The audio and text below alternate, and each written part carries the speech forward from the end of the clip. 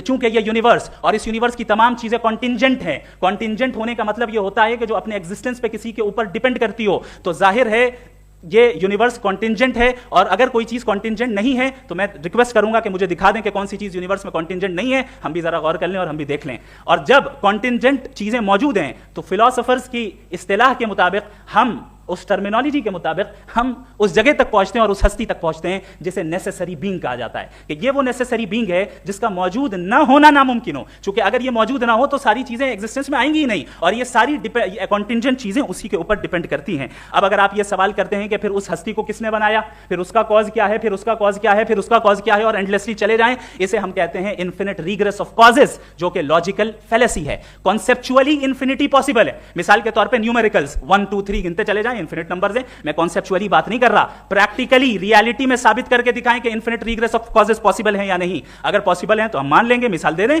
और पॉसिबल नहीं है तो एक ही ऑप्शन बचता है जिसे हम कहते हैं नेसेसरी बीइंग। ऐसी नेसेसरी बीइंग जो इंडिपेंडेंट है, क्योंकि अगर वो डिपेंडेंट हुई तो वो नेसेसरी नहीं रहेगी। ऐसी इंडिपेंडेंट बीइंग जो इटर्नल है, अगर वो इटर्नल नहीं होगी, उसकी बिगिनिंग होगी तो वो खुद कॉन्टिंजेंट है। ऐसी बीइंग जो पावरफुल है, क्योंकि कॉन्टिंजेंट को एक्चुअलाइज करने के लिए पावर चाहिए। ऐसी बीइंग जो इंटेलिजेंट है और नॉलेजेबल है, क्योंकि ये यूनिवर्स स्पेसिफिक फॉर्म और स्पेसिफिक लॉज ऑफ नेचर के तहत प्रिसाइजली चल रहा है। Thank you. थैंक यू मुफ्ती। मैं इन दलीलों के बाद जावेद अख्तर साहब से गुजारिश करूंगा, आप बैठ के बोलना चाहेंगे?